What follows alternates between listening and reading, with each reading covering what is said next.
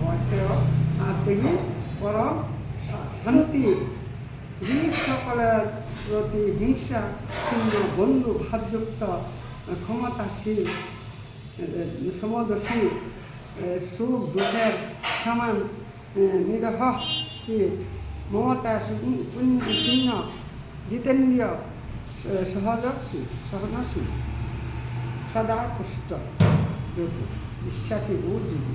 তাহার মন বুদ্ধি আমার প্রতি সমর্পিত হয়েছে। তিনি ভক্ত, তিনি আমার প্রিয়।